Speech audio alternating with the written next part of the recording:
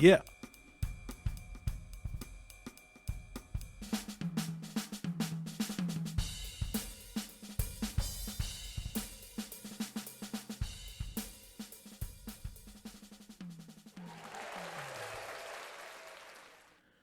Well, it's time for another morning buzz with the Energy Guys, and I am the host, Tom Moore, Farmers Electric Cooperative in Clovis, New Mexico. Hey, we have some more listeners, and all the way out in sunny Ladson, South Carolina, is retired Air Force combat vet Ryan Barleben. Wow, Ryan, it's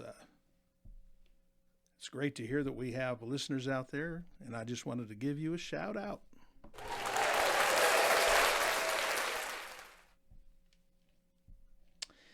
Yeah, Ryan is the brother of Glenn Barleben, our IT manager here, and Glenn is the one that provided that intro and our outro on the drums. And so I know we've got at least two listeners, Steve, Glenn's dad, and Ryan, Glenn's brother.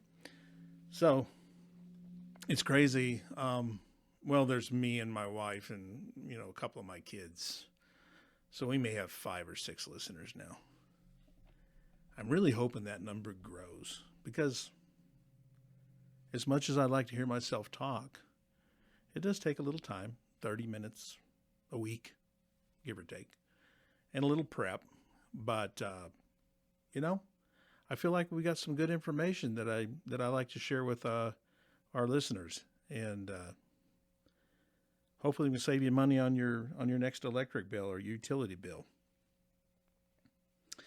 But I tell you what, we've speaking of South Carolina, they've got quite a wet climate there, and humid, and as of late, I feel like our weather here at Clovis, our headquarters, has been a lot like that type of weather, minus the ocean, but in the hurricane.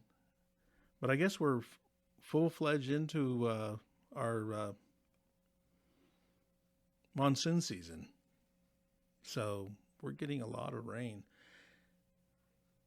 It's raining 2 or 3 times a day for the last couple of days. Everything's so green, smells so moist.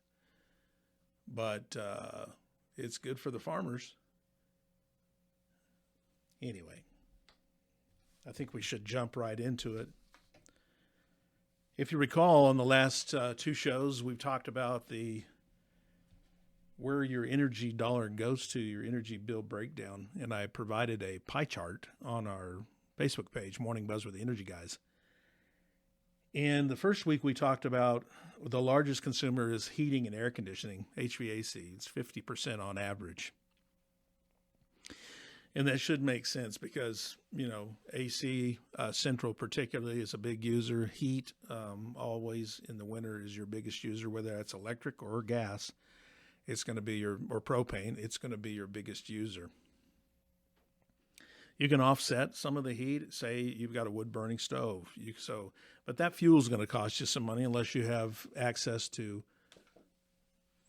dead wood or, on your property, or find some cheap wood somewhere. But, and it's not necessarily convenience. It's nice. It's got a little ambiance. If you want to be a little romantic, start a little fire. Cook your significant other maybe a nice little steak meal. They'll love you forever. But there's some things you can do. You can set your thermostat a little higher. The Department of Energy suggests 68 degrees in the winter and 78 degrees in the summer. So, if you don't want your heater running as often, set your thermostat at 68 and dress in layers. You've got a choice. You can dress in layers and, try to acclimate to the temperature, or you can pay a big utility bill.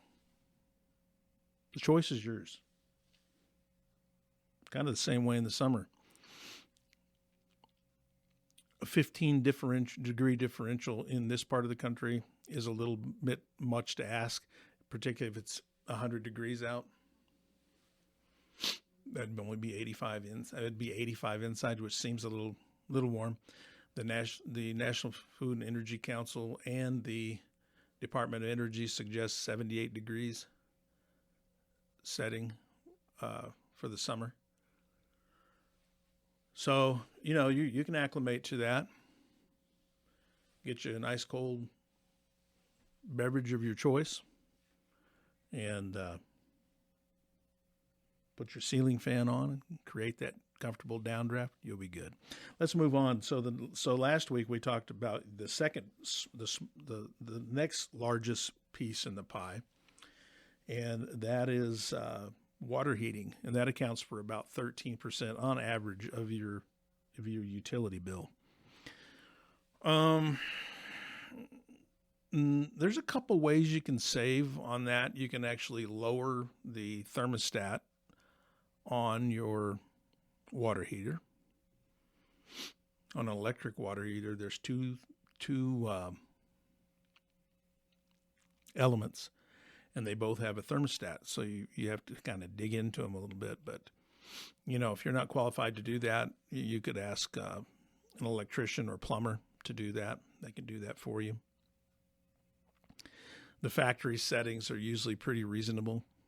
But if you got little ones or elderly at your home and you want to try to prevent them from scalding themselves, which could be dangerous for both children and elderly, you can turn those thermostats down a little bit. And at the same time, you can save a little money because it won't cycle as much. And each element is 4,500 watts or 4.5 kW. They don't run at the same time. The quick recovery is the top element, and it runs most often. It's the workhorse. If you have an element go bad, it typically is that one. But if I'm ever changing elements out, I do them both at the same time. Drain the water heater. There's a bunch of great YouTube videos on that, and I would suggest you take a look at those. But if you're a handyman or a do-it-yourselfer, it's not that difficult. Just watch a couple of those videos. The key is to turn off the power at your breaker. You want to make sure and turn off the breaker that your water heater is on before you do anything. Otherwise, get a qualified electrician to do it for you. Another thing you can do is use less hot water. For instance, you don't have to wash your clothes in hot water. And I know a lot of folks out there want to wash their sheets and maybe their towels and washcloths in hot water, and that's fine. That's your prerogative. But most of your laundry detergent is formulated to work with cold water, so you really don't have to use hot water. So be mindful of that. Also, you can line dry clothing and just use the radiant heat from the sun in the summer particularly, or the spring or fall. I'm talking about summer now. If you hung clothes out there today, they'd never get dry. It's been raining so often, it's so humid, but that's kind of out of the ordinary. But on our normal sunny summer days here in beautiful high plains of eastern New Mexico, you can dry clothes all day long. Doesn't take long either. And they smell so good. I don't understand that. I don't know what that smell is. I think it's all the smells of nature somehow get sucked into your clothes. If you dry your jeans out, it's almost as if they've been starched, stiff as a board, which isn't bad. Just run an iron over them real quick and save yourself a little money on the dry cleaner. Another thing you can do with a water heater is there are water heater blankets out there, and they're just thermal blankets, for lack of a better term. You can find those at hardware stores. I don't know, they're $25, $30, pay for themselves probably in 6 to 8 months. You know, they're just another layer of insulation, and that's a pretty good. That's a pretty good return of investment, 6 to 8 months. So the next piece of the pie, which we talked about, heating and air conditioning, 50% on average, 13% water heating. The next piece is 10%, and that's lighting. So, you know, there's several different types of home lighting, different fixtures, different light source. Some is dimmable. You got chandeliers. You've got open lighting. You've got encased lighting. You've got candelabras. You've got just you name it. There's a light out there for everybody's need.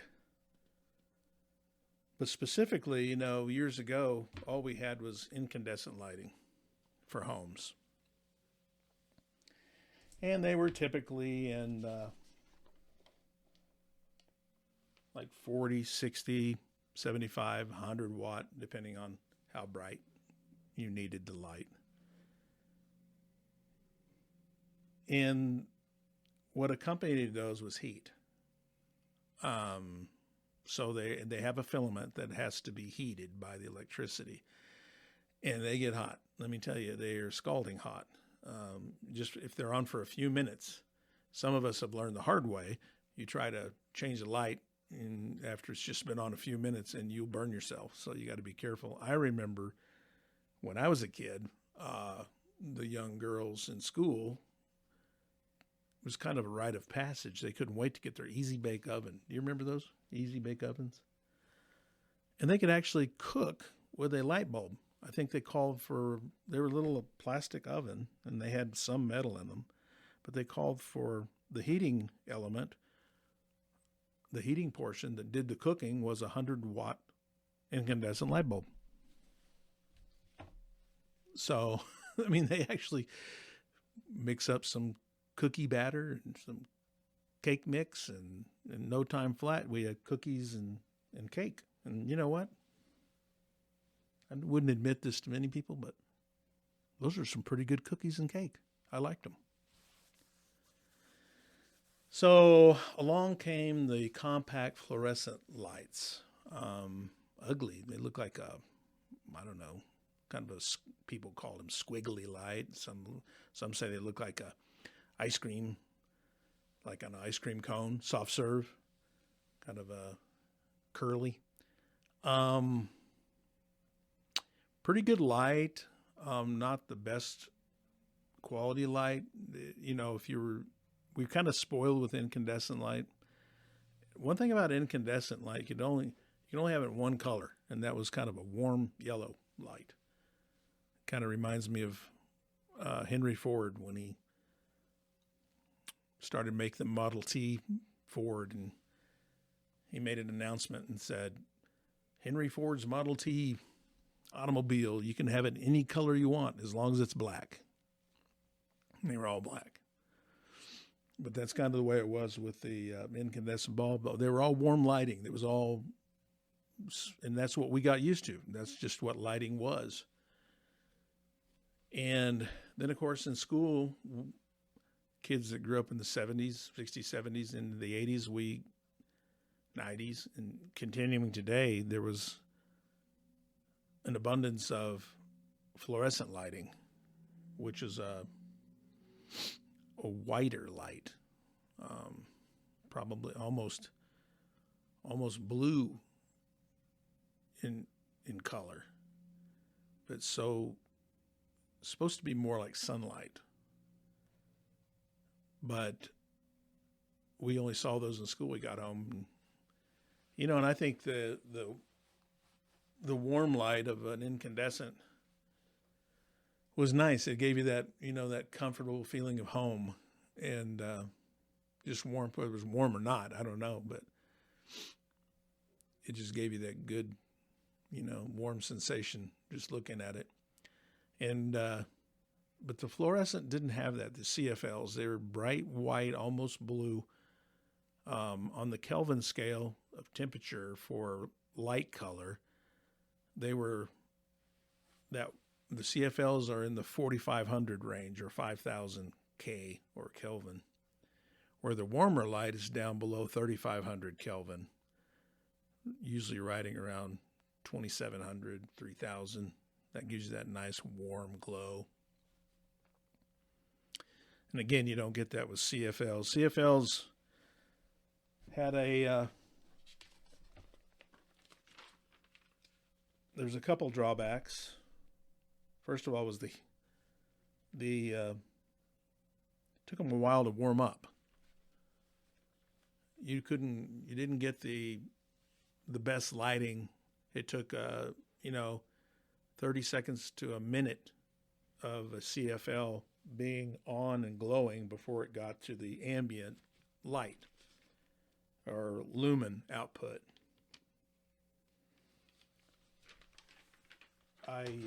There was also the concern of frequent on and off would shorten the lifespan of a CFL. So they always suggested for a couple of reasons, don't put them in a closet. First of all, you don't get you're already done grabbing your clothes by the time you get to the ambient lumen output, because they kind of take, especially when it's a little cooler, it takes a little while. They said don't use them for a porch light either. You don't really get the brightness or the lumen output that you want. And again, they were not very attractive looking because we weren't used to. It was just something we weren't used to. They also have a certain amount of mercury that created some environmental concerns. So they always had to be disposed of properly, and there were I don't know if there still are, but there were drop off places at hardware stores, like the big box hardware stores. You could just drop them off there and they would dispose of them properly, or that's what you were told. And you hope they did that.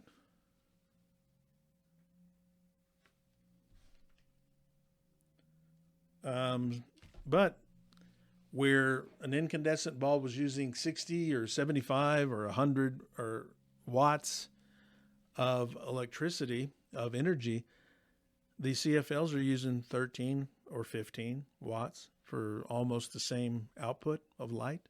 So that was, and they had some, and they were long lasting. A lot of CFLs would last 4 years, running 3 years, 3 hours a day. So they saved you a little money and they lasted longer. So they saved you a little nuisance time of having to change them when they burn out. So that was the best light of the time. And now along comes, over the last several years, LED, light emitting diode, if you wondered what that stood for. Light emitting diode. And what's really cool about LEDs, they've been around a long time. Those little lights on the stereos, even back to the 70s boom boxes, they had these lights that would light up red or yellow or green, whatever. Those are all LEDs. Then you notice they just never burned out. And that's kind of the nature of an LED. They last forever, or 25 years, whichever is longer. That's kind of the life expectancy of an LED light bulb, about 20 to 25 years. And then you can get them in any color you want. It's crazy. You can get them red, green, blue, yellow. You can have them. They've got multiple chads inside one bulb, and you can program on a party mode where one bulb is flashing several different colors, going between purple and red and blue and yellow and green, back to purple. We have one in our swimming pool. We put an LED spotlight in our swimming pool, and it's programmable, and we can have it in party mode or blue and make it bright white or just a number of different colors. But on the white light, just typical use color, they usually run, well, they can run anywhere on the spectrum. just whatever you prefer. So you have to shop for the right color. So if you like that warmer yellow hue versus the white, almost blue hue, you have to look at what I call the nutritional label, just kind of like food. The label on the light bulbs looks very much like the label on food. And you look for the nutritional value, you look at the calories, you look at the fat content or ingredients, there, so on and so forth, protein, those kind of things. It's very similar to the lighting facts label on the light bulb packaging. So if you want that warmer, more yellow color, you're going to look at something at 3,000 Kelvin or lower. Okay. If you want that brighter white, almost blue light, and I understand some of the different light color, whether it be the lower end of the spectrum, the higher end of the spectrum, bodes well with different paints. Like grays might look better with the brighter white instead of the yellow. The yellow light may make the gray look a little dingy. And so on and so forth. I don't know, that's to everybody's own taste. And sometimes you have to test it. Say, let me test this and see what it looks like up against our paint. But LEDs have been great. The price point has come down where, you have to be really tight not to just go out and replace all your bulbs at this point. The price point has come down to where, and they'll pay themselves. They will pay for themselves. They'll pay for the change. If you put them in, they're going to last, 20 or 25 years, and you don't have to ever worry about changing them. There's time is money. I always say that, so you don't even have to worry about it. They're only consuming 7 to 10 watts now, so they're very, very low users. But that's if you want to reduce that 10% of your total bill.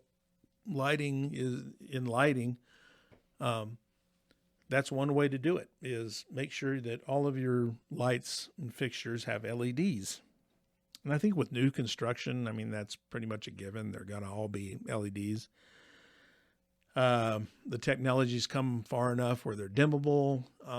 You can put them in enclosed fixtures and don't have to worry about, heat shortening the life of the bulb, and not getting your best bang for your buck. It's kind of a no-brainer to be with LEDs now. Light-emitting diodes. You might hear the paper rattling. I don't feel bad because I don't know how many of you used to listen to Rush Limbaugh, but he was always flipping through his pages. Now, the difference is mine's 30 minutes. He did 3 hours. So I'm not making a comparison to Rush by any means. I miss him. He was good. Yeah, lighting. It's 10% of your bill. And if you have some control over that. And if you remember this from your childhood, or you as parents out there probably use the same line today, turn off the light when you leave a room. You don't need it on. Nobody's in there. It's so funny. I'll be driving around the neighborhood at night and looking at these lights, and they're just fully illuminated. And I'm thinking, well, I know the Joneses live there, and there's only 2 of them, and I don't understand why their house is so bright. But I guess they're thinking, well, they're LEDs and they'll last forever, and they don't cost me much to operate, so I might as well just leave them on. Now, the on and off did affect the compact fluorescents negatively. It really doesn't shorten the life of an LED, so turn it off. If you're not gonna if you're not going to be right back in that room, say you're working in your I don't know, in your den, and you got to run to the bathroom, and if you're just going to be gone a minute or two, leave it off. But if you working in your den, you think, I'm going to go check on the dog outside, I may feed them or whatever, and it's going to be 10 to 15 minutes, go ahead and turn it off, because that'll save you in the long run. We're talking about these things, and I'm trying to give you an idea of how you can reduce the impact on your energy bill, and makes you really start thinking about things. And we want you to, have a conservative mindset. We want you to, conserve as much energy as you can. Like, we're still using coal to produce electricity, and we're still using natural gas, and there's a finite amount of those fossil fuels. And it's not going to be here forever. And that's in part why utilities are going with some of the more renewable energies, such as wind and solar and nuclear to a certain degree, and hydro. Yeah, gas, natural gas, coal, oil, there's a finite amount on the earth, and it won't be here forever. It'll be here through our lifetime and through everyone that's listening's lifetime. But at the same time, if we can conserve some of that and keep it around for our kids and grandkids, because we're going to always need it. I can't see a time in the near future where we're not going to need coal and natural gas to produce electricity. Yeah, there's some things, new technologies are coming around. Geothermal, hydrogen. It's been around a while, but using it in a little more practical sense. Hydrogen. Every time you say hydrogen, people think of a bomb. So that's been its downfall, really. I think hydrogen could be used safely. They've actually had hydrogen cars that have functioned well. I think Honda was on the cutting edge of hydrogen cars for a while. And then EVs came around, and the technology is considerably simpler. EV technology, electric vehicles. And we're going to save that for another show completely. But let's look ahead a little bit. The next piece of the pie, this is your cliffhanger for next week, isn't easily defined because it's called variable. I don't know what that means.